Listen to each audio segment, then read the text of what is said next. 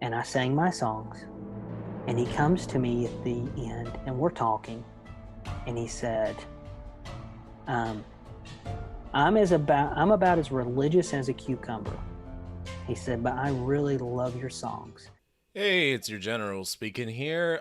Just so you guys know, there was a lot of good stuff in this conversation after I signed off, and so with Anthony's permission, I went ahead and left it in. So when I sign off, the episode's going to continue, but we're going to end with saying goodbye. So other than that, enjoy the show, just a little different than usual, and talk to you guys soon. Stay tuned for the show. Poets at War is sponsored by the following. I'm Ian Wilson, and I create graphic art using primarily traditional methods, supplementing with digital where it's needed. I use a real pen, a real paper, a real graphite to make my art. I like to feel my art. I've always been this way. I love the feeling of a pen or pencil in my hand, the sound of graphite scratching paper, and I love the sight of a nice black line making its way across the page. So why choose traditional art over digital? Traditional art has an organic, natural quality that seems to be missing from most digital illustrations. The illustrated books and comics that were made in the days before digital have an excellence and staying power that is just as vibrant now as it was decades ago. These are the stories that stay with you. Dr. Seuss, Winnie the Pooh, Where the Wild Things Are. People still read these. I'm currently working on my own graphic novel series, Legend of the Swordbearer, and I've also had the privilege to draw graphics for 2 motion comic series, along with illustrations for a small magazine, Lotus Sophia magazine, and various book covers. Don't let traditional art fade into the dust. Help me keep it alive. You won't regret it. Visit my website at ianthomaswilson.com for more info.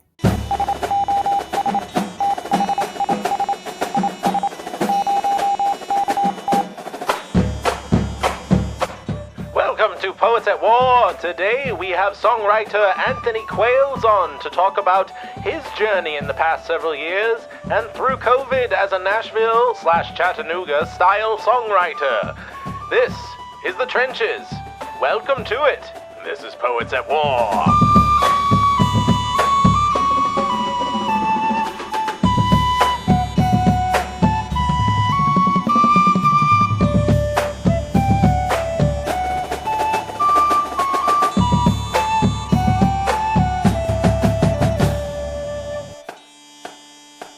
Last time I heard from you outside of social media, in person, your big song that you were showing at the thing we were at was Acres of Faith was just still to this day one of my favorites of yours. Oh, thank you.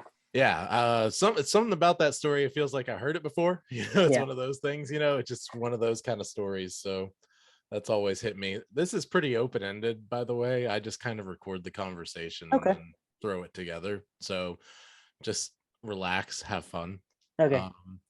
But yeah, I mean, since then, what you been up to in music and all that, and or Let's see. life? How long do you have? I know, right? Well, so I think so was the event that was it at the Renew the Arts? It was Renew the Arts. Okay, Yeah. so was it at the dinner that they had? Was it the Yes, first artist banquet. showcase? Yeah, that's where we Okay. met. Yeah, So that would be 2000 and it was early 2010s, wasn't it? No. 2015. Okay, yeah, not quite early. So 2015, because I don't think the record was out yet. I think I was in the middle of working with the guys at Renew the Arts on finishing up recording the record. They were actually still working on their end. And not long after that, I actually connected with a fella who had a mutual friend. His name was her name was Kathy Wilson, and she had sent me some music she was working on. Really, really great songwriter. Kind of reminds me of some Mary Chapin Carpenter, maybe some early Grant stuff. And she and I become really good friends. And she said, "Hey, I'm recording at the studio in Blairsville, Georgia, with this guy named Jimmy Smith." Well, Jimmy actually had come through Chattanooga and performed at an open mic that I had hosted at that time. And things kind of just everything kind of just started falling in place, and I really liked what he was doing, recording production wise. And I got him, or he actually, at that time, I think Michael and Justice were just doing. No, Michael had just started writing a lot of articles and things like that, and Jimmy had found him, and it's kind of like he went in and he said, "I heard you were working on Anthony's record. I'd like to help if it's not finished." And then that's how then so I kind of went from working with them to working with him through Renew the Arts kind of thing, and just kind of this relationship formed. So Yeah. the record ended up, that's a long way around that story, but um, so the record ended up coming out. I think I met with him at the end of 20. Yeah, at the end of 2015, I kind of ended up driving up to his studio in the Blue Ridge Mountains in Blairsville, Georgia, and we we worked on the record. He got the idea. He actually caught the vision for what it ultimately what I really wanted the record to be, which was this kind of folk radio theater kind of album. I really liked Garrison Keillor and Prairie Home Companion, and I liked those. There were some segments that he did where he would write stories about Lake Wobegon. Are you familiar with Prairie Home Companion? I'm not. I'm Okay. interested to hear So more. it's like this NPR series that ran for years, and Garrison Keillor was this genius. He created this fictional city or town. I think it was in maybe based out of Wisconsin or it was up north, Okay. Minnesota, and it was this city or this little town called Lake Wobegon, and he had all these characters and things, and he would have people come on, and they would do like the old radio theater in front of a live audience. So they'd have people make sound effects and different voices and things like that. Well, if you're listening to on the radio, it's like this whole audio theater kind of thing. And This so is sounding vaguely familiar now. I may know about this, but yeah. I really, really loved that. I mean, something like that. I used to listen to Adventures in Odyssey, Yeah, stuff of like that. course. So I thought, what would it be like to create a record that was like that? And so Jimmy, Michael and them already kind of knew what I wanted. Jimmy just kind of came in on the back end and really kind of helped give it a boost, because Michael and them were doing so many other things. It was like I didn't want the record to sit for 4 or 5 years and the songs Right. be really old, and then I'm just disinterested in this. So Jimmy really kind of gave it that kick at the end, and we tracked some additional things at his studio, and just kind of made this big, this big project that turned out really, really well and was really well received. At It was really well received when it was released in 2016. And then I sat around for about 3 years, and my kids at that time were in their. I was writing for a publishing company, but I wasn't really. I was a staff writer, but I wasn't. I wasn't doing it on a daily basis. Right. My publisher at the time was a really nice guy. He was somebody I'd known for years, and we just he was an entrepreneur, so he wasn't full time in the publishing, and we didn't have an admin. So I was writing for myself mainly. I was less writing for other artists or pitch. I wrote some stuff for him to record. He was at one time was an artist, a major label artist. So he was looking for things to record anyway. So it was kind of it was a good way for me to write for him and us write some stuff together. And we wrote some okay songs. I mean, I felt like that they were pretty decent songs, but I learned a lot in that 8 or 9 years that I was with him writing as a quote unquote staff writer. And so I did that. So probably from 2016, 17 until 2000, late 2018, I really hadn't done anything. I wasn't really writing a lot. I had some job changes in that time, and dealt with a lot of other things. And so come Jimmy had been asking me multiple times, "Are you going to do another record? Are you going to do the record?" And I said, "I don't have anything to write." I had written some things I wasn't really happy with, and I had some really hard stuff happen. I lost a really good friend of mine who recorded my very first record. This as a record called Parables back in 2012. I lost him. Um, he passed away at the beginning of 2017, and so kind of like this spiral of grief and a lot of other things. And then my kids were getting older, and I just decided it was, I needed to be a dad and, do the things that dads do, make lunches, take kids Of to school, course. come Yeah. home from work, do those things. And I wasn't really doing a lot of music at the time. I really wasn't playing a lot. I was heading up the local songwriters chapter here in Chattanooga, or in Chattanooga. And that was kind of that was it. I wasn't really doing a whole lot of music stuff. And then so Jimmy kept asking me, oh, are you going to do another record? You know, another record? And I had started writing some songs, and I really didn't have a direction. And then there was a point where I had written a song, and it was kind of a tongue in cheek. I really got into a songwriter by the name of Andy Gullahorn. Yeah. Really, Mhm. really great songwriter. And I really got into listening to his stuff. And I like the way and I really studied his songwriting. He's a master at turn of phrase. Oh yeah. Yeah. Yeah. So I really studied a lot with this. And I found that we had a lot of things in common when it came to writing similarities. And so I reached out to him a few times. He was always kind. If I ever had questions, I would email him and he would respond. And I started writing songs, and I wrote this song called The Man I Thought I'd Never Be. And that really kind of pushed me in the direction I needed to be, because at that point in my life, I was becoming a person that I never thought I would become, in good and bad ways. I have heard that song. I do Yeah. really like that one too. Yeah, thank you. A funny story, I'll sidebar. A friend of mine lives in Canada. It was a guitar company I used to rep for. He messaged me. He said, "Hey, we've got a friend that lives in Uganda," which that's where their trade school was based out of. He says, "I've got a friend that's from the UK, but he lives in Uganda, and he came across your music. He came across that song, and he really would like to connect with you." So I connected with him, and he said that his father-in-law, he was in like his 80s or something like that. He said he's Dutch, I think. He said I translated the song to him, and he said that song really meant a lot to him.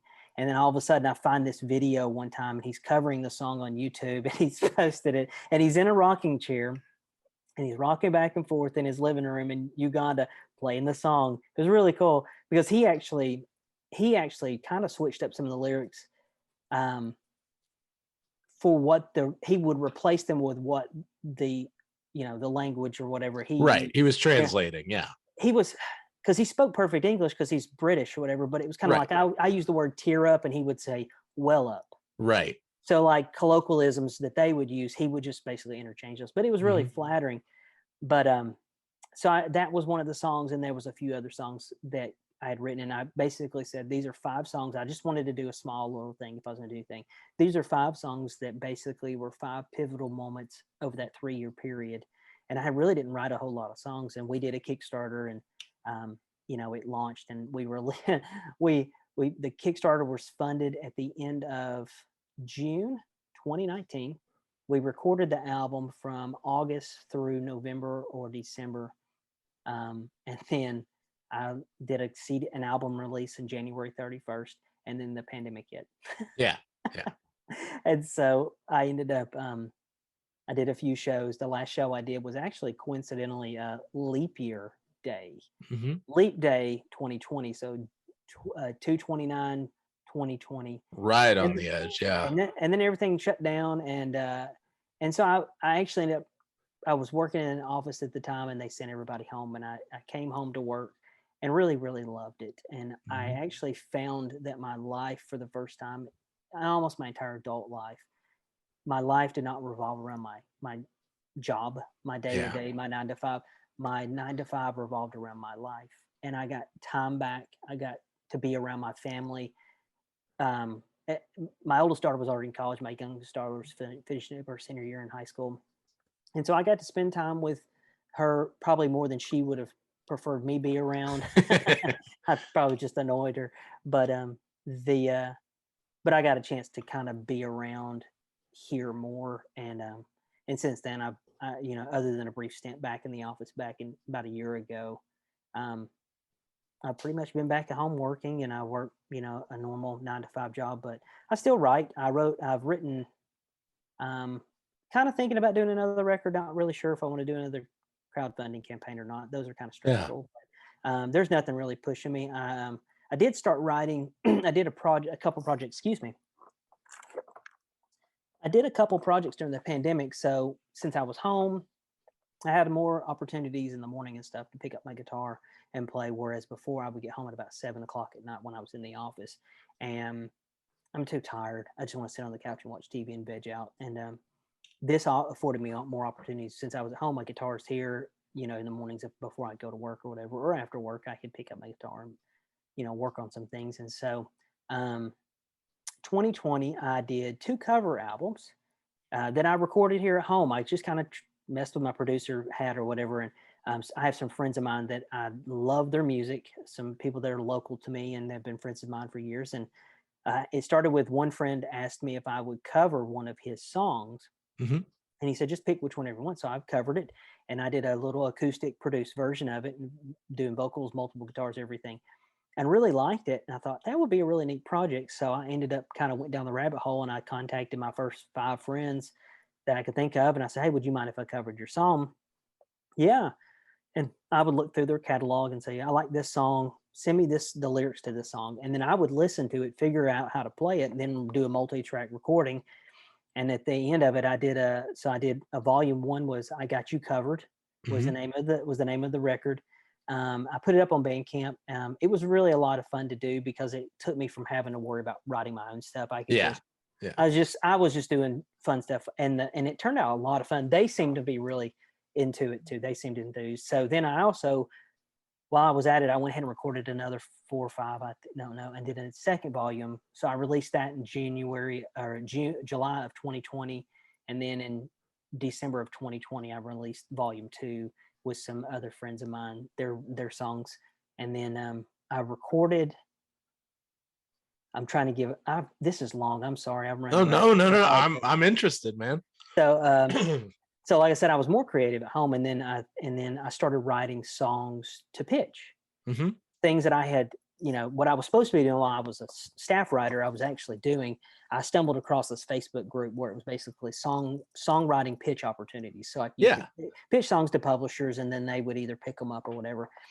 And I had some friends of mine invited me to do the songwriting challenge in February of 2021. And I hadn't touched my guitar probably in like 3 months. I just had no desire. You go through the winter, you kind of get, I don't think I have SAD, but a lot of people have that seasonal affectiveness disorder. Some people have that.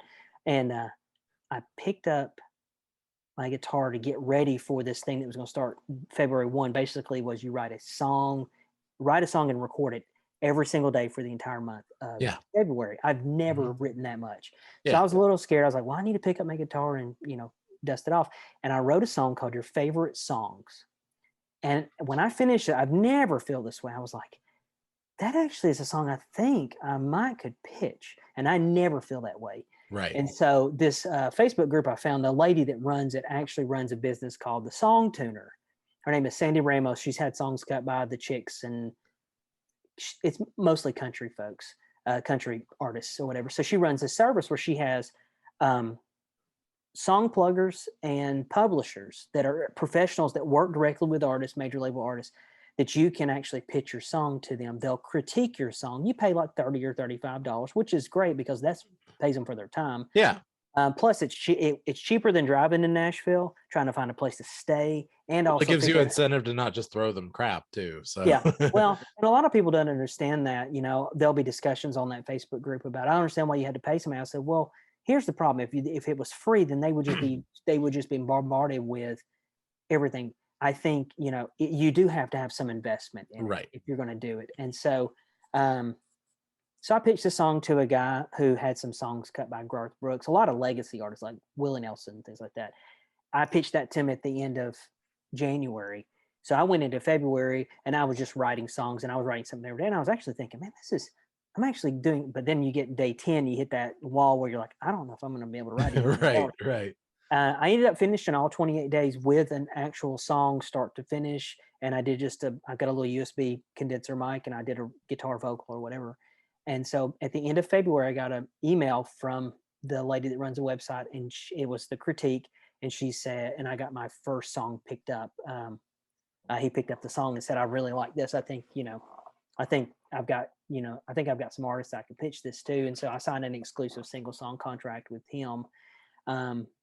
And then I wrote, I did all kinds of little things to keep me creative over the course of that year, 2021. Mm-hmm. I still pitched other songs, but I didn't have anything else picked up.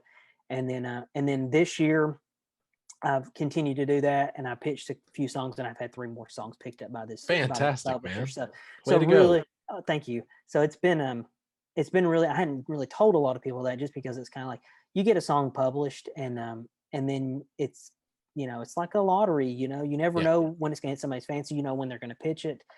because these publishers, a lot of people don't understand publishing companies, and I understood it just because I came from that. Yeah. Publishers have their names are on the line, so they get these Mhm. pitch meetings with these A&R reps and these, and sometimes the artists themselves. They got to bring their best stuff, and so they always are asking, "What's the artist looking for?" And then they go through their catalog and say, "I got 3 songs I got to pitch to them," and so for the first time I had the song picked up, it was like Christmas morning. I got an email 11:45 at night on a Saturday evening, and I'm jumping up and down. I run and tell my wife, showing her, and then I sat there and I refreshed my email, every day, oh, Yeah. it's going to be next. And then I finally just realized the likelihood of a song getting cut is very, very slim, because I'm also competing with staff writers that are Mhm. already at the artist label. I'm already competing with other songs that are in the catalog. So it has to be the perfect fit. And I've become more realistic, and I don't just sit on my hands and say, okay, you know, there's, and I've been doing it so long. I've been writing songs for over 20 years, and I did it professionally, for 10 years.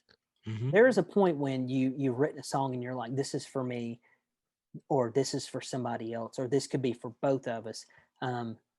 And I pretty much know, I mean, I have a good sense now, if I write a song, that's probably not going to be something I could pitch. It doesn't mean the song's bad. It means that song needs to be for me. That's not probably not going to be something I can pitch them, because either Right. one, it's really too personal for me, or it's not universal enough, or it's just not going to paint the artist in a good light. Right. And so that's Or even it's too universal and it's not original enough. That can happen too, so but yeah. Yeah, so you can, and that I know when a song's not working, and I'll usually stop and At that point, yeah. pivot to something else, because I'm just like, it's not worth me spending a week, because I'll spend, if I feel like the idea is worth it, I'll spend no matter how much amount of time. I've got a friend of mine that lives up in East Nashville. They used to live in Chattanooga, and he and I have co-written multiple times together, and we've talked about that. He's like me. He is, I'll hang in there if I feel like that the end goal is going to be great. But if I don't, then I'll usually just pivot to something else. It's just not worth it. I can smell the gold and maybe 40 feet further down, but yeah. Yeah, I hear you. So that's the long story. And like I said, few people want to give me long stories, so yeah, that's basically since the last we talked, that's pretty much been the synopsis of it. So I don't know if you felt the same way, and I'm not putting it on you to have felt the same way in any way, shape, or form. But when I talked to you at the Renew the Yards thing, I just, after having heard Acres of Faith, and looked a little bit up about you on my phone while I was just sitting there with everybody, whatever else, like I just kind of felt like this is a guy I can talk to. This is a guy I can, really hang out with, and whatever else. And that's why I thought of you for the podcast. We've been Facebook friends for a while, but I just like, anytime I see your name, I'm like, that was a really good conversation. Just the short little thing that we had at that art banquet thing. And I really have kind of tried to keep up, but how hard it is to actually keep up with anyone's social media, as to whether or not they're saying everything that's going on or not, and whatever else. And it's been crazy for me, man. Since we talked, I went to California, was seeing a girl there, and then she dumped me, came back, saw a girl in Charlotte, she dumped me, came back, went to Augusta, Georgia, and met a girl that I was totally convinced on marrying, and moved to Augusta, and we got married. Now we have 2 kids. Oh wow. How long ago was that? We were married in 2017. Oh wow. And our firstborn was in 2018, and we just had one this past year. He's 1 year old. Oh, congratulations. So yeah, thank you. And two boys, a boy and a girl. First was a girl, second's a boy. Okay. Their names are Hazel and Peter, and they've been on this podcast, coming in the room every now and then. They're asleep now, but yeah, so we have that. My wife's name's Casey, and we've been really helped out by our church through everything. I've been part of media companies doing video for all kinds of sorts of things. I don't know if you're familiar with the Fight Laugh Feast group of people. They're out of Moscow, Idaho. Moscow, Idaho, and all that kind of stuff. But they're sort of conservative news, but they're not. They're from a Christian lens, and they're very loose and not evangelical in the way that they go about things, if that makes sense. Yeah. And I really love those guys. And I've done stuff contracted through another company through them, and they're friends with the people who I'm working with. And I also been just continuing to pound things with my storytelling. I think I gave you one of my books or told you about one of my stories when I was there, and I'm still writing narrative poetry and trying to bring it back in a big way. Made some big progress more recently through things like TikTok and short form video and whatever else. And it's been an interesting haul, but I think that's one of the big reasons why I like talking with you is you have a brain for narrative poetry, even beyond just the songwriting and whatever else. But of course the songwriting comes in. And you're talking about your album that Acres of Faith was on the album that you wanted to do. The record was Before the Bright Lights. And so that comes from the song The Golden Side. The first line says long before the bright lights. And the idea behind that whole record was, and I didn't even know it, I had been writing songs that had this, most of them were being told from a third person perspective. Okay, yeah. And so the goal for me, when I really stumbled onto that type of writing, I'd always loved that type of writing. I really stumbled into that probably around 2011. And that's when I wrote Acres of Faith was the first song I wrote. And that song was actually based on a sermon that I had grown up listening to the pastor in the church that we attended growing up. That was a story he told. I just expounded on that story. The only story he told was about the man in the rubber suit. I kind of adapted everything else. But that was the first song I written. And that's still, it's still, because it's meant something to me differently in different parts of my life over the last 10 or 12 years. Yeah. But that song is still one of my number one requested songs. And I'll do it. And I don't think, I sent that song. That was one of the first songs I sent to the publisher I used to write for.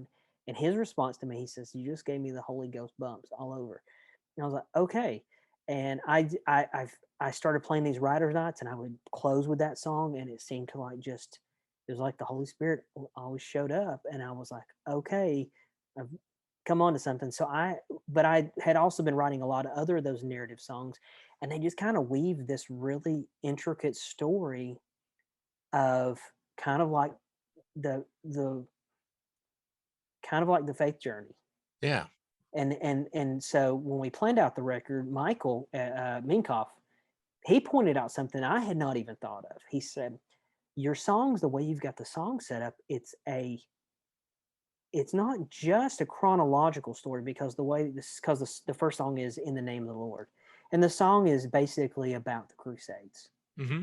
And the story is told from the perspective of this guy, this man. They start out the story and it's like in the middle of the night, and they're storming these villages and they're pillaging and whatever, and they're doing it in the name of Jesus Christ. Right.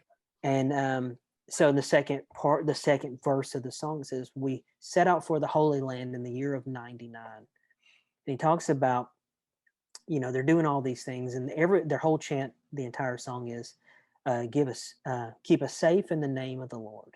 Mm-hmm. And so there's the singular perspective that what we're doing is right and everybody else is wrong. Right. So they storm the synagogue and they push everybody out and they set it on fire. Mm-hmm.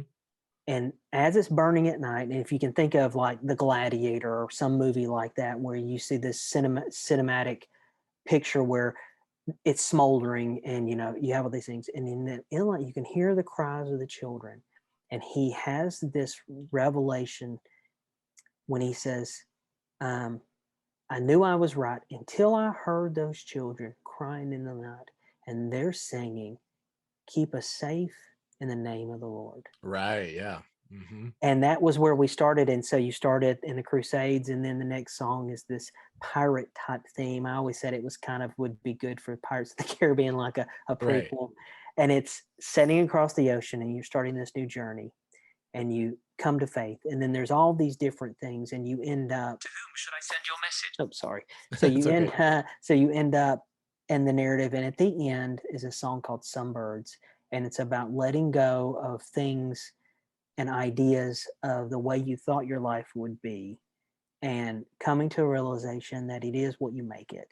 And it was just this long narrative. He says it's not just a chronological story. He said it's also a longitudinal, because you start in Europe and you come all the way across to the US, Oh yeah.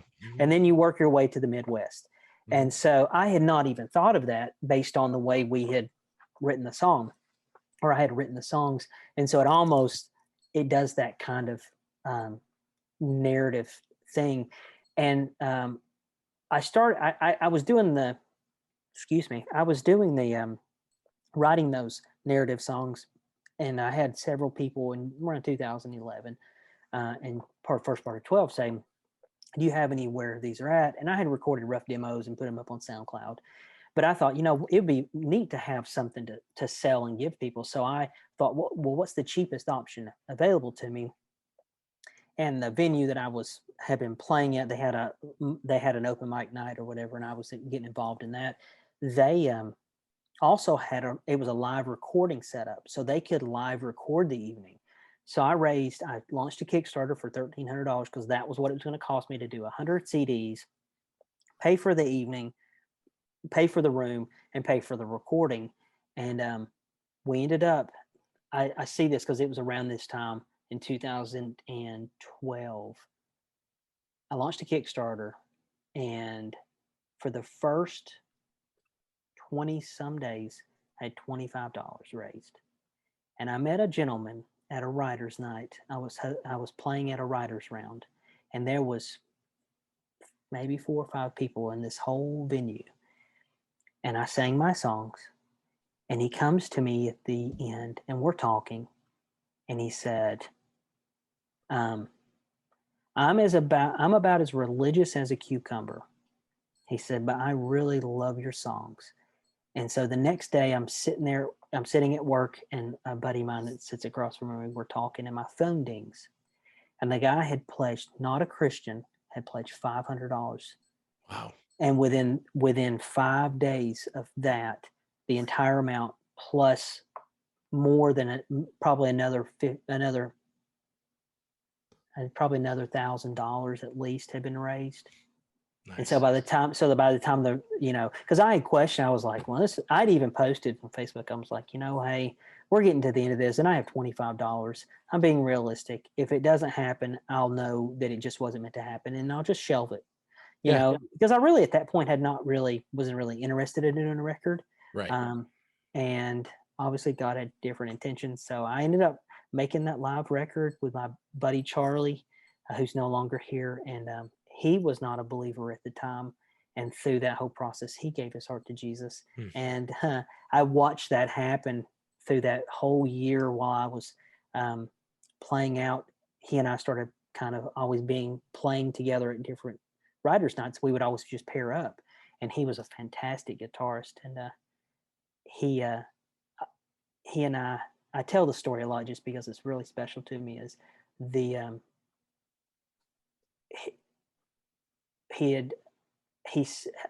was a point where we had released the album. I'd released the album, and he was taking copies with him to his shows because he was playing a lot of gigs or whatever around town, and he would give them away or sell them himself. He said, hey, I played on this record. Hey, I played on this record. And there was a song at the end of the Parables record called The River. And it's about the salvation experience. It's, this guy, he says, I heard about a river my entire life. It's the prodigal story. Yeah.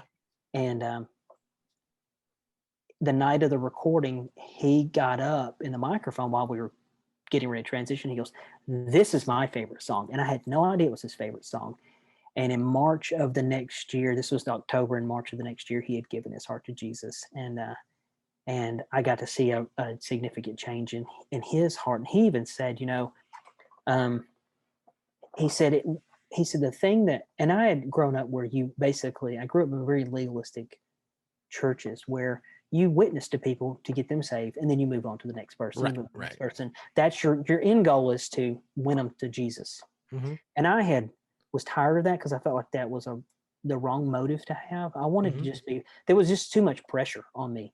It was like, if the end goal is to witness to people and then, have them come Convince them. convince them, That's not really take, the phrase. Yeah. and really not take into account their previous background with the church or with, Right. Christianity, not really. So I made it purposely said, I will not witness to anybody. I just want to be friends with people that do music, and let's just, and whatever happens. And that really is actual witnessing.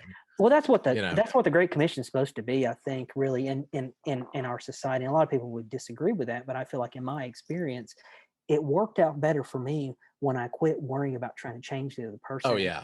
And just befriended them with no ulterior motive. And I really can say honestly, I didn't ever think he would, I didn't go into it saying, what's your background with the church? I wasn't looking to prophesize anybody. It was just basically just asking, hey, do you want to play some music together, and just let the chips fall where they were going to land. I have a friend who's been on the podcast a couple times named Jason Farley. He's a guy who is by trade, he's a comedy writer, but he does a lot of other things. He's a script writer. He's also a elder in his church at PCA Church. He's a really interesting guy, and one of the big things that he is constantly pointing out, similar to what you're talking about, the situation with, I believe that there are people who are called specifically to what I would call the negative form, and I don't mean negative in some like weird vague way. I have a very specific meaning, which I'll get to, but the negative sense of witnessing, which includes apologetics, calling people on their bull crap, being real with them, you know what I'm saying? Like just Ray straightforward. Comfort. Yeah, totally. Ray Comfort's a good example. I think Jeff Durbin's a good example. There's some other people who do. My wife works for a ministry. It's the John Ankerberg show. And he does apologetics, and that's their main goal is apologetics. Right, and I believe that that's a legitimate thing. But the other half that is not really talked about, and when I'm saying positive, negative, you can point out all the things that are wrong in this world, and then you can also, as a positive switch, point out all the things that are right. And get them to question, why is it right? Why is it working? And so that's kind of the way I've always looked at it when it comes to, this thing is called Poets at War. Our theme song, I don't know if you're familiar with, is the Minstrel Boy. It's an old Irish folk song, and it's a story song like what you're used to. But basically, like, the whole point of what I'm trying to do here, and I'll get back to Minstrel Boy, I guess, because I think it fits with what we're talking about. But the point of what I'm trying to do here is say, not only is there's this negative side, there's this positive side, and if we're not winning the positive battle, we're not going to win the negative battle. Oh yeah. And winning the negative battle is important too, but we're not going to win it without winning the positive battle. If people's hearts and imaginations are not conformed to what the Lord says, what is reality, what he says is reality, then we're not going to have a reality to come away from all our fantasies. You know what I'm saying? Yeah. And when I say reality, that includes, beauty and magic and dragons and everything else. You know what I'm saying? Like, when I say dragons, I mean the ones spoken of in scripture. So, but anyway, what I was going to say about Minstrel Boy, I know I'm going really broad here, but no, you're okay. Minstrel Boy, I wrote a third verse to it. It's an old song. IRA used it for a time. It's this weird kind of song, a little old sad Irish song. It says, "The minstrel boy to the war is gone, in the ranks of death you'll find him. His father's sword he has girded on, and his wild harp slung behind him. Land of song," said the warrior bard, "though all the world betray thee, one sword at least thy right shall guard, one faithful harp shall praise thee." And the second verse talks about how he basically marches into town, and they haul him away. And it says the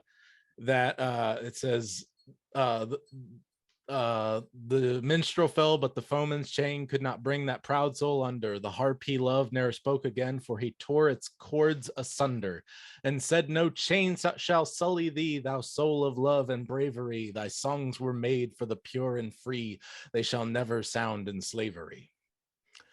So I liked the song, but I felt like it was missing something, and I wrote a third verse. which basically was telling the story of a little teenager who basically saw all that went down and was just interested in the instrument. He goes and picks up the instrument and rebuilds it, and through the process of rebuilding the instrument, realizes all the truth that the minstrel boy was preaching, and begins the underground resistance yet again. Oh, right. wow. And so that's kind of the idea. I saw that movie, Gangs of New York. Is that what it is? They use the song in that, yes. I love that movie. It's gross, as gruesome as it is. Daniel Day-Lewis. Oh yeah, but incredible. But yeah, so like the whole point of Poets at War is we're not just pie in the sky songwriters, storytellers, etc. We're actually trying to say something, and we're trying to say something that's true. And pointing things out that people have missed in various ways and forms. Well, a lot of I think that I'll err on the side of missing unconscious living, basically just coasting. And so I think that's where we all, and I'm including myself, miss a lot of the things around us that really are important. We miss a lot of those because we're coasting through life. Yeah. Well, when I was always fighting with this, and when I was a teenager, I had a whole lot more of this kind of thing going on. But I was the annoying teenager who was always trying to think of the important stuff and never thinking of the mundane. And one of the things that I did was like, okay, well, I'm gonna when I was working at a grocery store for about five-year period as a teenager, one of the things that I did was I was so tired of the mundanity and the repetitive nature of everything that and people at a grocery store, they don't want to think, they just want to go and get the job done and go home. So I would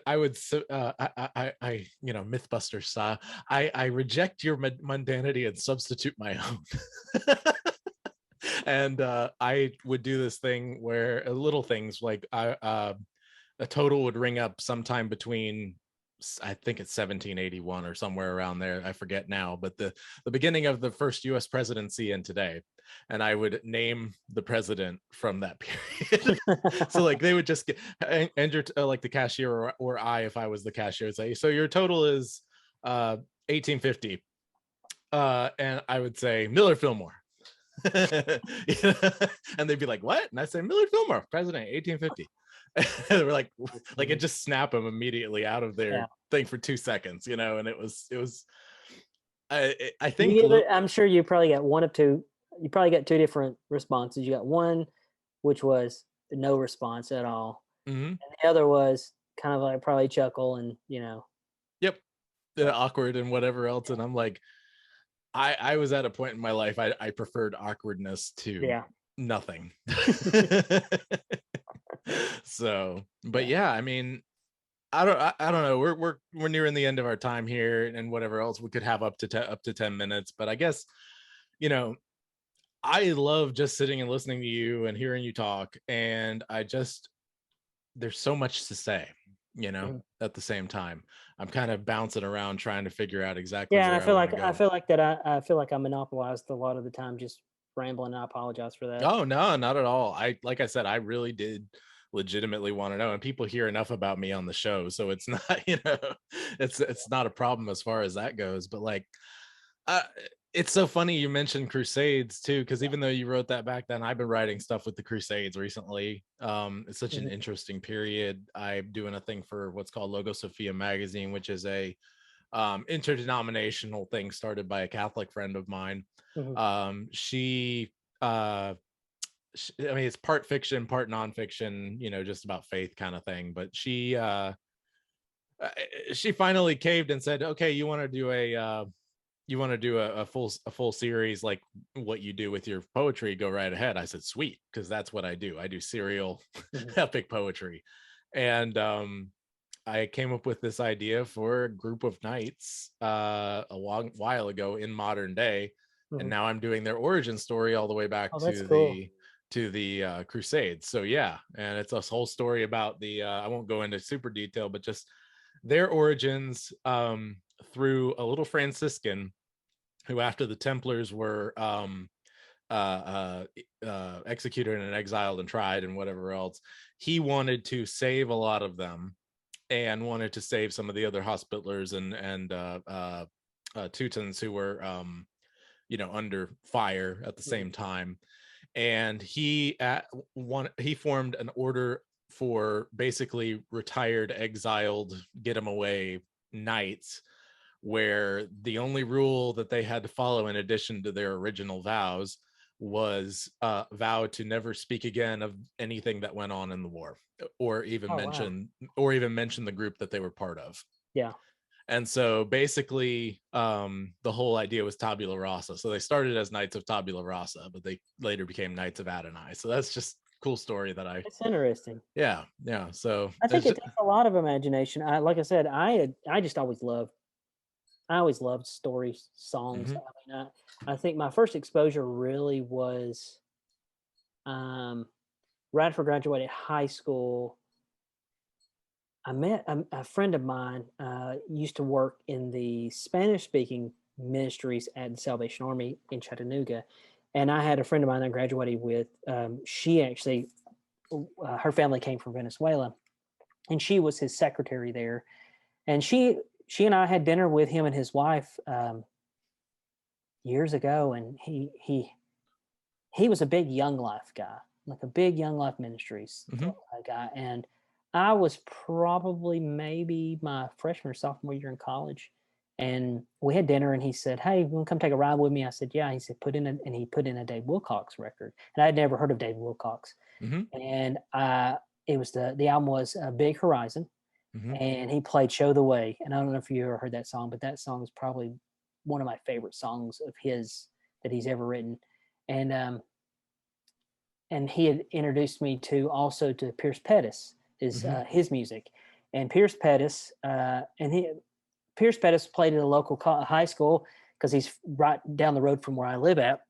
So I went and saw him play at this high school, and there's just kind of all these different artists. And I went to a Young Life camp and found out that that's where storytelling songwriters go to work.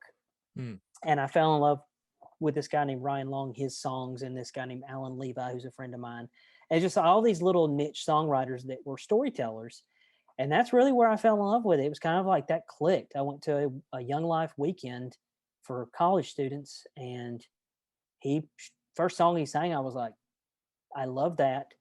I can do that. That's what I'm supposed to do. And really everything just snowballed from there. So basically from like 2001 or 2 until 2010, I tried to figure out what I was going to do. And then 2011, it all hit. Yeah. And I can't say I've always written perfect songs. I don't think I've, but I feel like that over the years, the songwriting's gotten better. And I have slowly morphed from fictional story writing to writing songs now, where I'm writing songs that have a little bit of I try to always find the turn. That's just something, the turn. That's good phrasing. Songwriting. Yeah. That's always, that's how you grow as a songwriter. And, the songs I used to write where I would basically write 2 verses, chorus, verse, bridge, whatever. I'm more now hitting songs that are right around 3 minutes long, because I've found that the average listener, the attention span has gotten smaller and smaller. Yeah.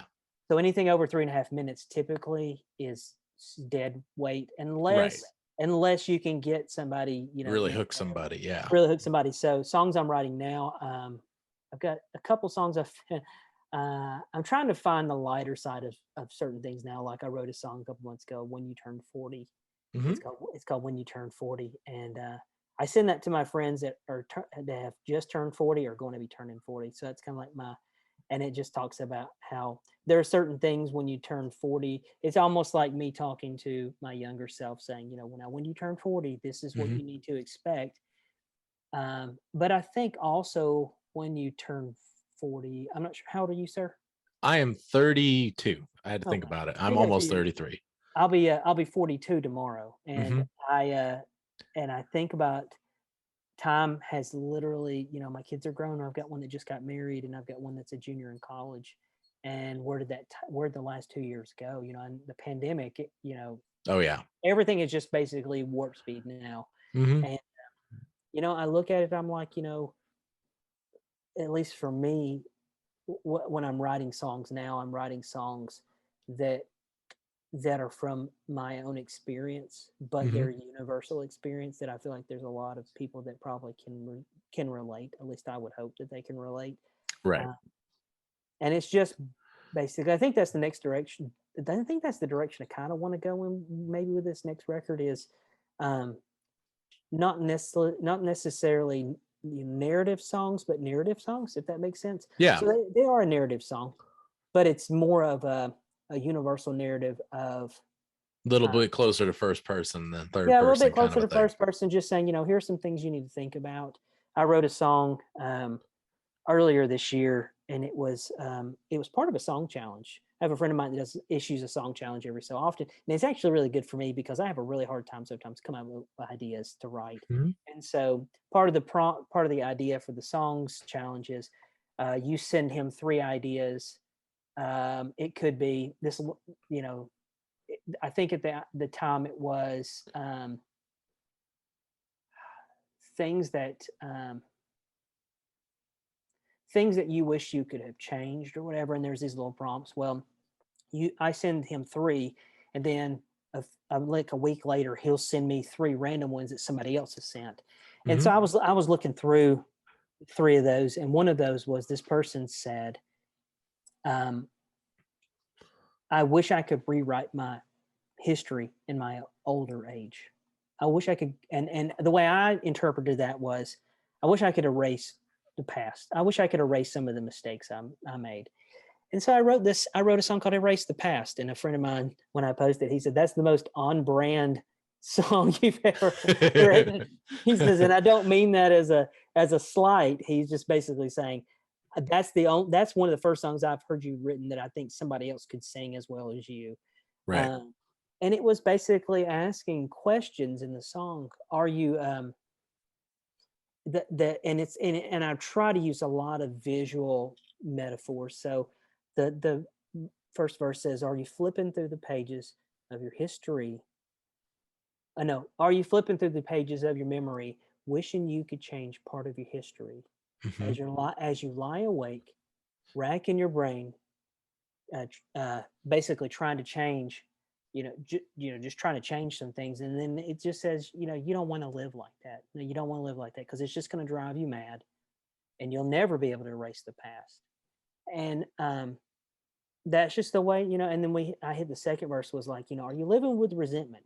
And it's just asking the listener, are you living with a deep regret? Are you living with all these things? Well, does it feel like you're, are you running out of, do you feel like you're drowning in regret, and you're running out of breath? Maybe all that's left is just to confess that, you don't want to live like that. Mm-hmm. And it's not necessarily being preachy. It's just saying, it's almost saying, I've been there, and and I still go there, and I think most of us do still go to those places. So I'm not necessarily writing fictional stories anymore. I love that art, Mm-hmm. but my interest now is, like I said, I'll go back and, and a lot of it has to do with artists that I'm listening to now, songwriters I'm listening to now, and I'm studying them. And that's what I tell a lot of songwriters, because I'm not a huge reader. I don't Right. love to read. I don't have I love Donald Miller. He writes Blue Like Jazz, Father Fiction. He's written a lot of stuff. He's now into a different sector where he's basically story brand. It's for people who are entrepreneurs, Right. and marketing. He's really kind of shifted gears, and that's really kind of his honeypot. But he still writes other books. I love Donald Miller, and there's several other writers that I like. But I listen to a lot of podcasts and things that I just listen to a lot of narrative journalism stories and NPR and stuff like that. And I have found this love for writing songs that always have some type of, because I feel like I always have had written songs that have some type of a moral to the story. And they may be a little funny, because they're honest. Like that song "When You Turn 40," it was, when you turn 40, life's not the same. The food that you choose to eat will start to change. You'll give up donuts for something healthy, and somehow wind up with diabetes. Because I think that's just how things go.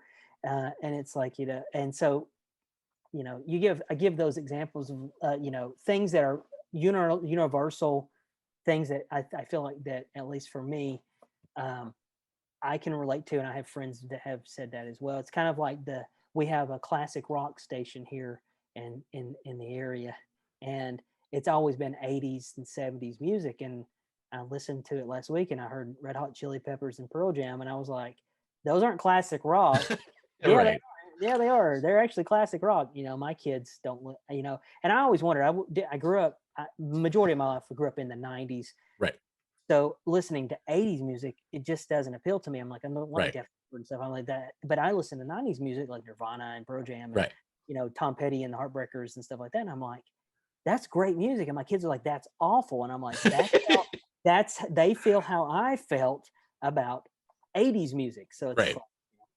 Well, my dad, and he passed away in the time we were talking about too. But he was fairly young. He was in his early 60s, but he raised me in a mobile DJ business. Oh. And that was a big, important, special thing, that gave way to a lot of my showmanship. I mean, the stuff I'm wearing now, whatever else, the branding I do to stand out is very P.T. Barnum, because that's what I learned, from School of Hard Knocks. You've got to get, a crowd's attention if you want to get the party going.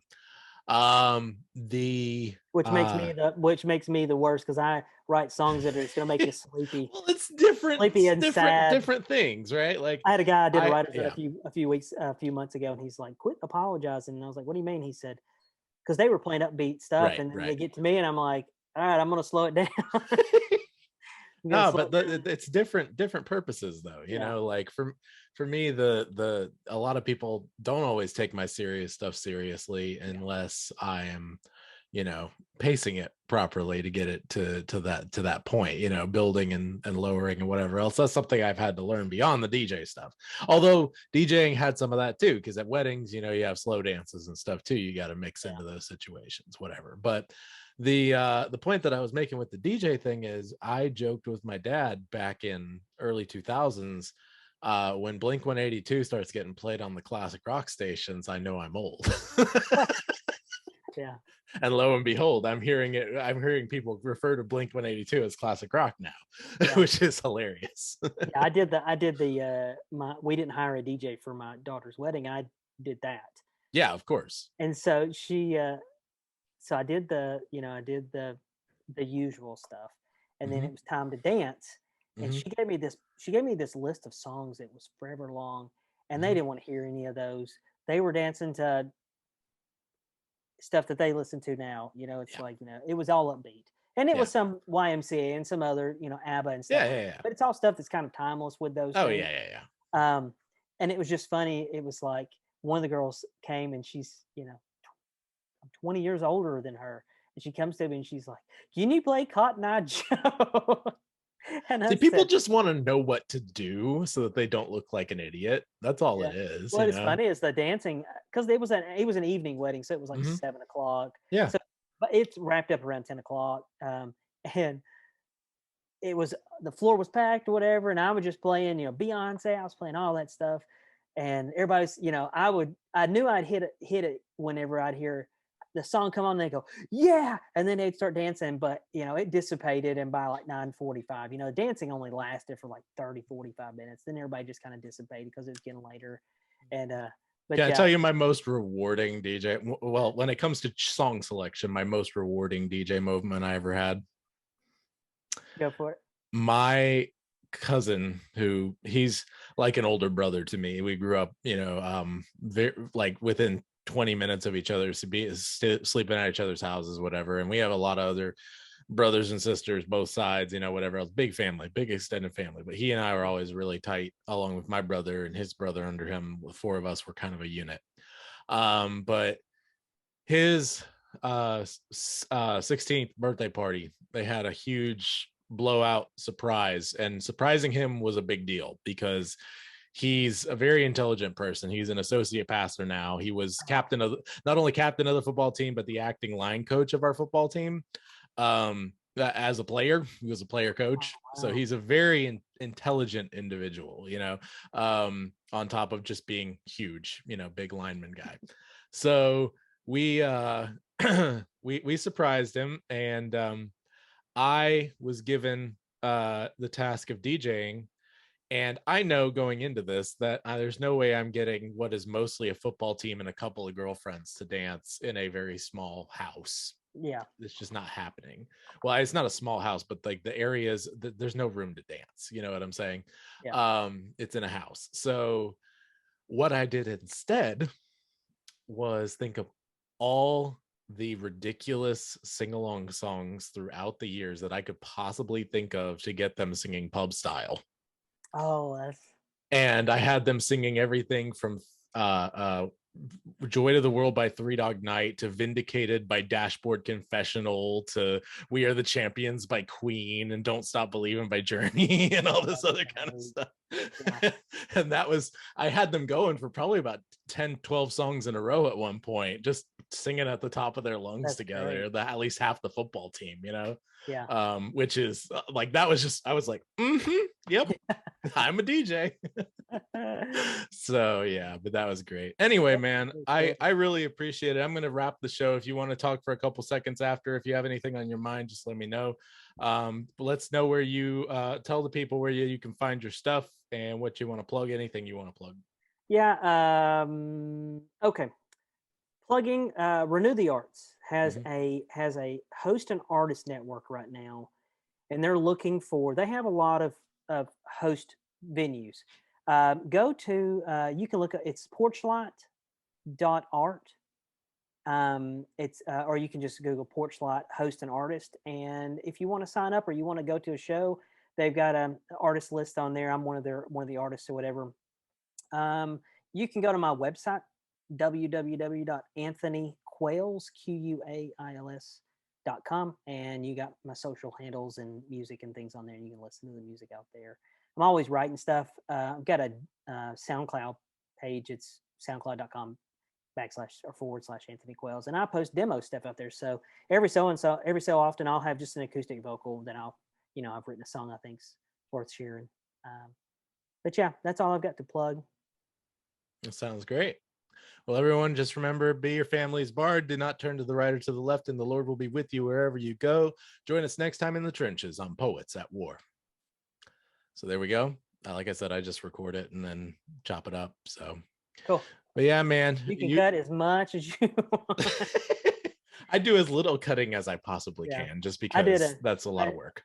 I did a podcast in 2021. I did one. It was the Songwriters Pit Stop, and they were most of the episodes were instructional, just a challenge or whatever, and I gave an exercise at the end, and they were like 5 to 8 minutes was the most. It was basically supposed to be like you to pull in, get some information, and go. And I did have some interview sessions or whatever that I felt like I went through and edited as much of myself out as I could.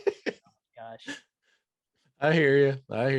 Well, if you want to check out any of my story stuff, it's all on my website, joshuadavidling.com. Okay. Yeah, like I said, my stuff's a lot more bite-sized, like a song, like lyrics, and I perform everything with my voice. So like it's something you might be into more than, like you said, books and stuff. See, most of the people I have on here are at least huge Lewis and Tolkien fans. I don't know if you are or not, but I have a hard time digesting C.S. Lewis. Okay. Because I love accessible things, like just accessible reading, and a lot of his stuff is really, not that I'm against it, right? But his well, I meant more the fiction, but yeah. Oh, I love his fiction work. Yeah, that's what I'm talking about. But Mere Christianity and things like that, I'm just like, I'm not even talking about that. The stuff that it's good stuff, but stuff that's really heady. Like I like to, I consider myself someone who's a thoughtful, writer. Right. Like the stuff that I asked a buddy of mine who's an English teacher. He's a high school English teacher, and he's a fantastic songwriter.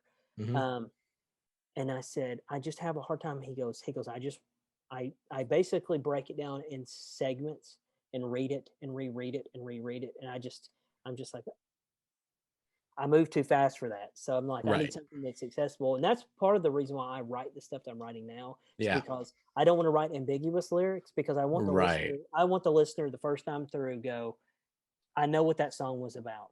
Right. And there's some artists that write ambiguous lyrics, and I'm like, I have no idea what that's about. Right. I get to the end of it, and I'm like, oh, that was like one of the artists I like, and I've learned to look up his stuff is a guy named Foy Vance. Okay. Foy Vance I think he's Irish. Okay. He was like a acoustic guitar, vocal or whatever, and he was singing around, I guess around Ireland, around Scotland or whatever. And Ed Sheeran, when he was a little kid, his dad would take him to go see him. So Okay. when Ed Sheeran blew up, he went and got Foy Vance, and he started his own record label. He went and signed Foy Vance to his record label. So Yeah. Foy Vance has some songs now. They're very visual songs. Like he uses really intense visual lyrics, and you can kind of you understand the gist of it even if you don't know the background of the story. Right. But his last record is just sonically it's just immersively just incredible, just beautiful sonically. But then when you get into the lyrics and you start digging, I can get into that because I'm like, there's something accompanying it, and it's not 450 pages. Right. But there are some writers I'm like, for me, it's like, I got to know what you're going at it. I don't want you to, one of the bigger things I ran into when I used to run the open mic was, if you're spending, you get 10 minutes on stage and you can talk those whole 10 minutes, or you can talk 8 and do 2 minutes of music, but you're not going to go over 10 minutes. Right. But I would always tell them, if you're playing a song, do not spend 4 minutes telling the audience what the song is about. Right. Your audience should know when you play your song. By the time you get done, they should have a good idea what the song is about. Right. If they don't, then you may need to re-look at your lyrics. Right. And that's the way I approach it now. Is I look at when I write, basically the way I write is I start with an idea, and I say, okay, how can we start this? And it's like John Mayer did a thing I watched a video, and he's like, songwriting to me is like this. It's this trance you get into, and it's probably the same way with poet writing. Mm-hmm. You get into this trance and you're writing, and you're so engrossed, that's all you're thinking about. And it's like all these mechanics you put in place for years that you've been doing it, they all come to the surface and they all do their thing. And then when you're done, you finish this thing, you finished it, you did it. You're like, how did I do it? And then it's like you don't know anything again, and you start all over, and you don't know anything. And it's just, and you work that. I honestly think it's that muscle that you work. Right. And I don't write every single day. I think about songwriting and I listen to stuff, but I don't write every single day because I'm like, I don't really have the time to write every single day. Right. Because I can't just commit 15 minutes to something. And see what you're saying, I'm totally there with. The only difference I would say in what I'm doing, which while it's poetry, it's narrative, and it's not Dr. Seuss, it's a whole other like different thing. So it's something that a lot of people haven't been doing for the longest time, and it's weird and different. And the thing that I've noticed, as opposed to songwriting, because I do a little bit of that myself, but it's more like for fun.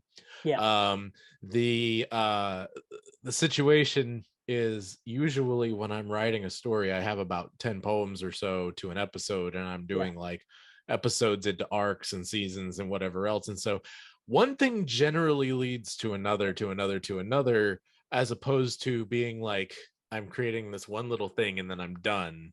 Yeah. And then, but I do feel that after I finish like an arc or a season, you know what I'm saying? Yeah, like, but it's even more intense at that point. I'm like, what did I just do? Yeah. You know what I'm saying? Because I may have even put years into this. But maybe possibly, and I don't know if this is true to you. You have, when you go into it,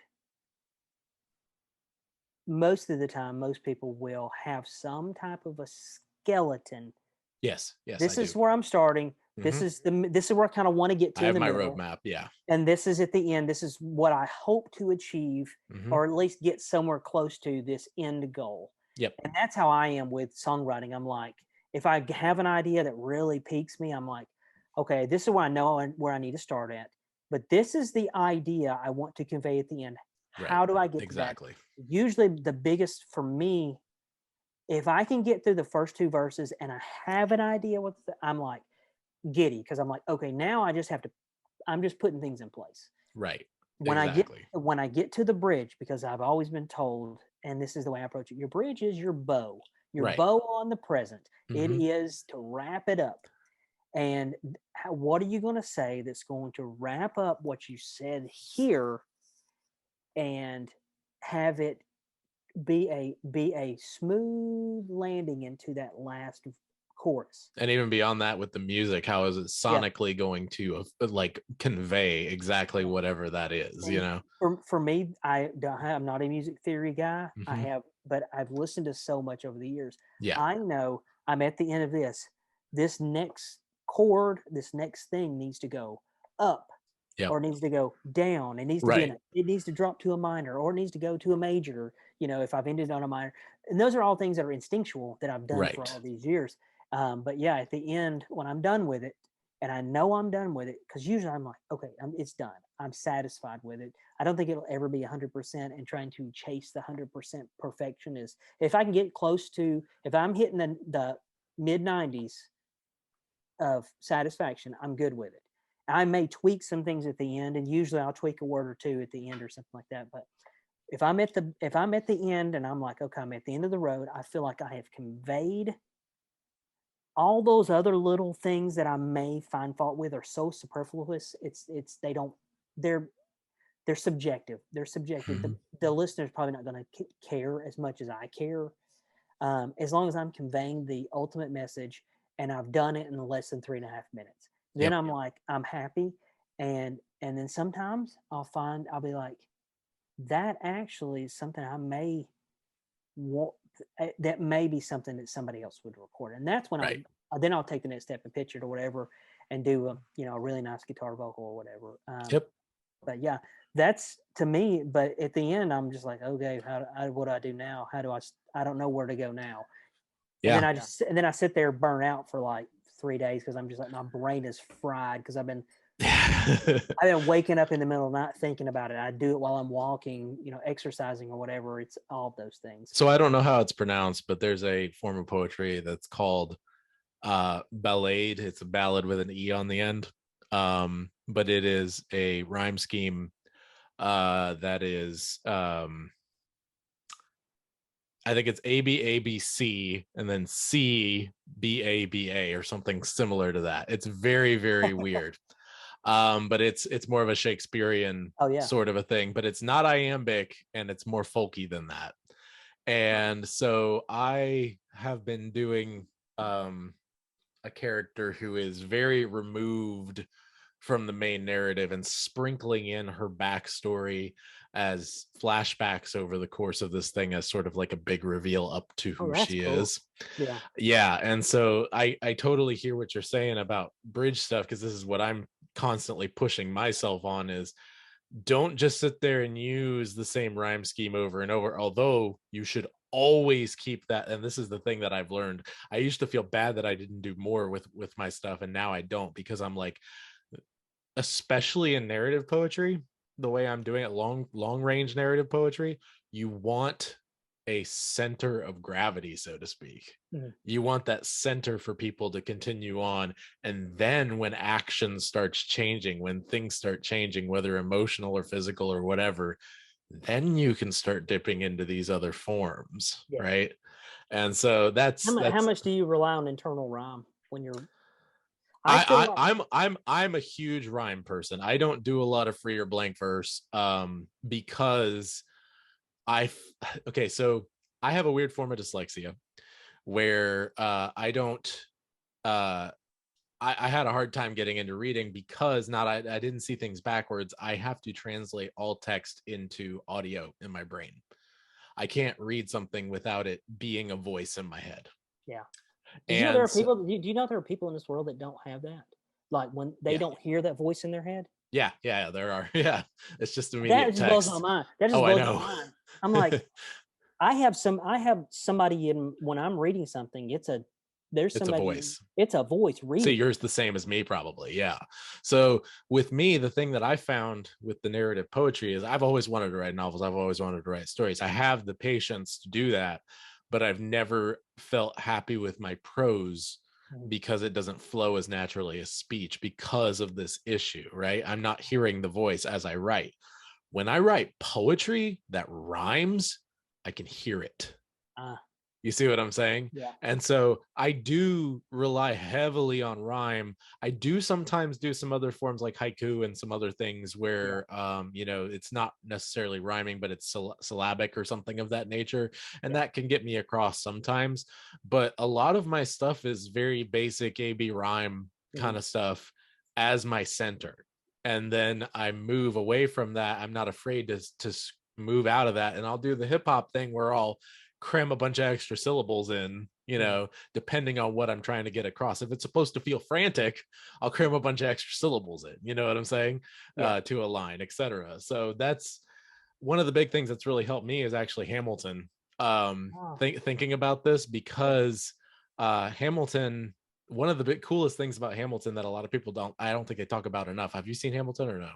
Have not. Okay, when you get a chance, it's really enjoyable. But the one of the things that they do is he does more hip hop on action scenes where they're really like hitting the technical, really fast rap. Yeah. And then on the emotional scenes, it's R&B and ballad and powerful vocals. And he moves he's using the lyric as part of the action sequence. Exactly. Yeah. And so it's basically like another, it's almost an instrument into itself. Right. And he uses leitmotif, he uses all these other sorts of things, and the expositional stuff actually becomes more and more detached from the tempo and the beat, and it becomes more lockstep with the beat the more the tighter the action gets. That's cool. Right. So I mean, the way it flows like that, it really kind of inspired me in a lot of ways to be like, and I was doing this sort of instinctual, but I was like, am I doing it the way I wanted it? Am I not? And then like I realized where my strengths were, and then realized where my weaknesses were after I heard Hamilton for the first time. I heard it before it was out on video on Disney Plus or whatever, but like, and I was just like, this form, it's a little bit country music, a little bit hip hop, a little bit, you know, like C.S. Lewis and Tolkien, you know what I mean? And it's one of those things where I wish there was more of this for me to consume. So I know I'm on the right track as far as that goes. And, you know, as long as I keep things, you know, semi-marketable and that's not really as big of a deal to me because it's so weird to begin with.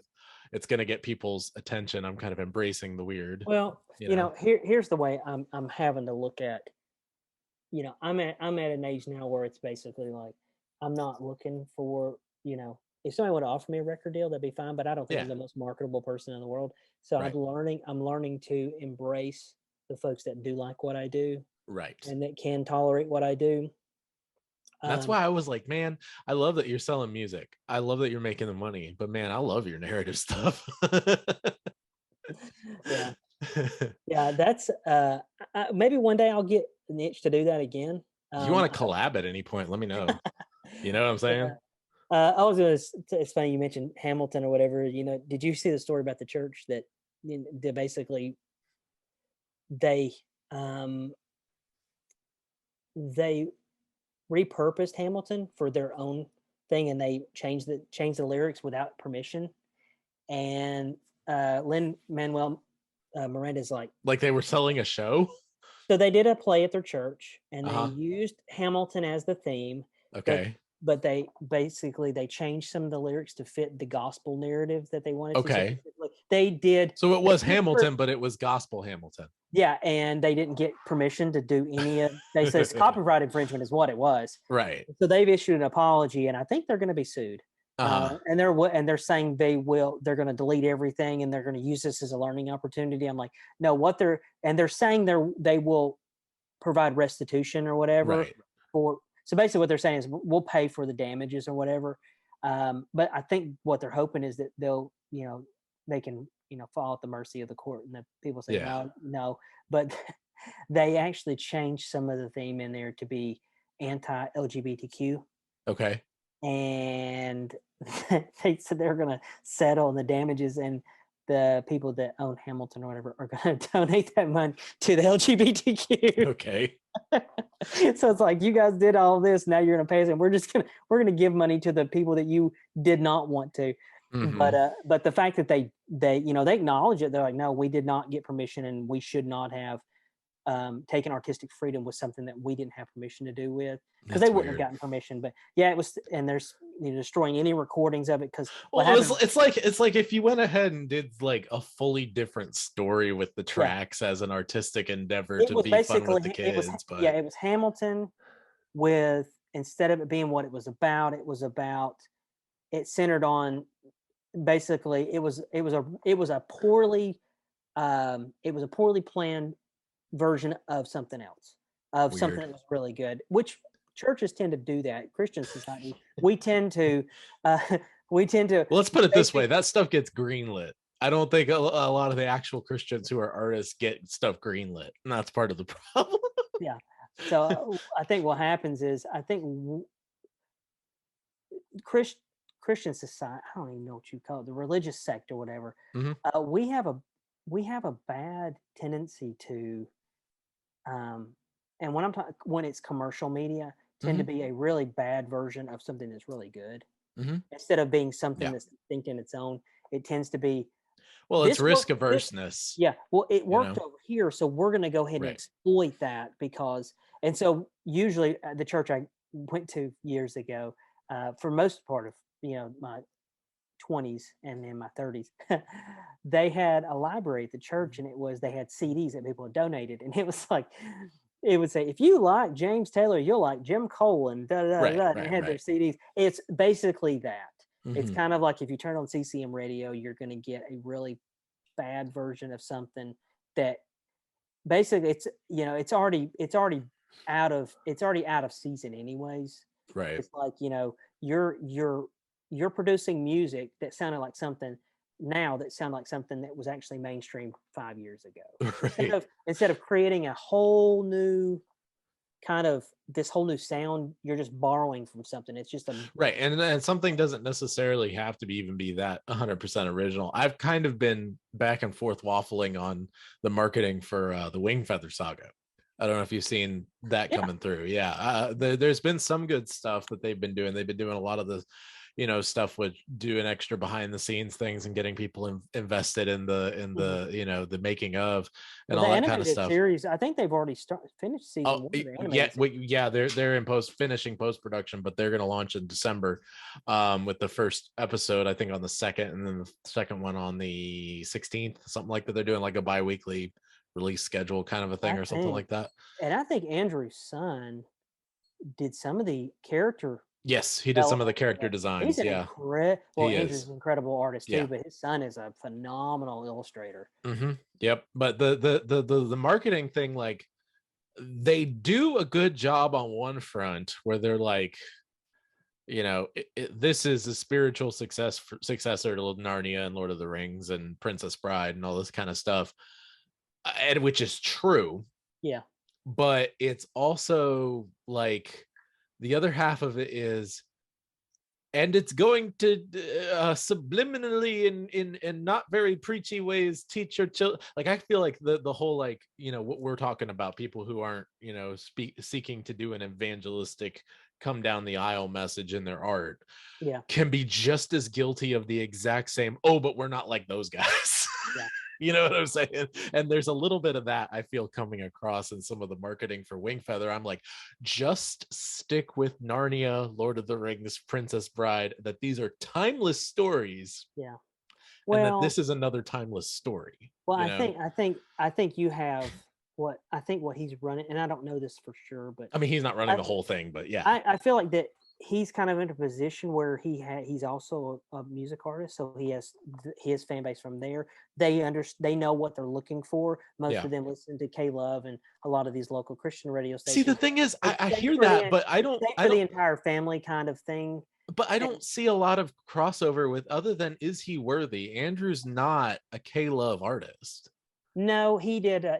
He's had a few songs. He had the last major song I think he had on the radio was "Dancing in the Minefields." Yeah, before Is He Worthy? Yeah. Yeah, and then he had, before that, it was like the chasing song and stuff from like the late 90s, yeah. when he first kind of broke. But he has a niche following when it comes to he's part of the Square Peg Alliance, I guess is what it is. Yeah. So they have their own little hutchmoot, The rabbit room, the rabbit room. So they understand. It's kind of like I was with the last record I did. My wife's like, she kind of got concerned. She's like, I don't see a lot of Jesus songs on the record. I said, I'm not going to write songs that are Jesus for Jesus' sake. Right. I'm not going to do that. I'm not going to just write songs that are Jesus for Jesus' sake. I feel like that's very disingenuous. So instead, what I would do is write songs that are that can impact the listener where they're at, and you can understand that there are theological underpinnings under those. Yeah, so, and my goal as a storyteller is actually to just tell the best story I possibly can. Yeah, that engages people in ways that they can both relate to and sympathize with. This is sympathize is the other end of things. You can relate to something, but sympathizing is different. Sympathizing is where you hear something and you're like, I want to help that person. You know what I mean? And I find that there's too much focus on the individual a lot, and especially in like YA and a lot of this, continual fiction that we've been dealing with. But like, there's not enough focus on, I really care about that individual that I see going through it. I don't relate to Sam, but I care a whole Samwise Gamgee. Yeah.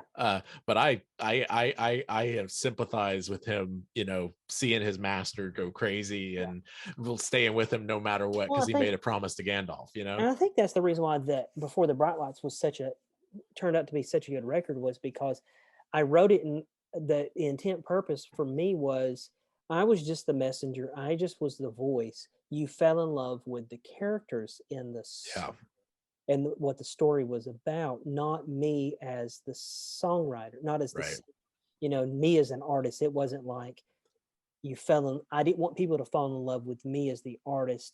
I just wanted to be the vehicle that delivered the story. Yeah. And you fell in love with the characters. And I think that's why Acres of Faith kind of really, it always comes back, because it's like you paint this really neat idea of, some little old man in a yellow suit, and you don't see me telling me. I'm just the voice. Right. I'm just the voice that sings. Just the narrator. I'm just the narrator for the story. And that's what I love about, a lot of these, songs that are third person point of view. It's like, it completely removes me and removes my ego from being hurt, because it's like, if somebody doesn't like the song, maybe it's not that they don't like me. It's kind of like when you share Jesus with somebody and they may reject it. They're not really rejecting you. It feels like it, especially if they're really harsh about it. They're rejecting that. They're rejecting that message. They're not really rejecting you. They may see you two together, but it's like, I'm just telling you that, what I know, which on most days I have a hard time with still, because it's faith. You're basing everything on this thing that you haven't seen. You just believe it deeply, and you place your hope in it. And my friend Charlie, before he became a believer, he said, I'll tell you this, I had a maroon car that was a Suzuki SUV or whatever. After this, I probably got to get rolling, but go ahead. Yeah, sorry. Oh, anyway, it's all good. I've enjoyed talking. He said, before I became a believer, it would be like you telling me that this car is a Cadillac. You and I both know it's not a Cadillac. So. Yeah, no, I totally. Yeah. Well, I really appreciate you. One quick question. Sure. We had a lot of good stuff in this part of the conversation, and feel free to absolutely say no. But after I close, we had some good stuff. Was there anything in this after portion you wouldn't want me publishing? No, I don't have anything. Okay, cool. I appreciate it, man. Well, whatever you want to do. I don't know if I will or not, but I love having the option, Yeah, it's not a problem. All right, man. Well, you have a good night. Yeah, say hi to your family for me, all right? I will. Thank you, John. All right, have a good night. God of songs said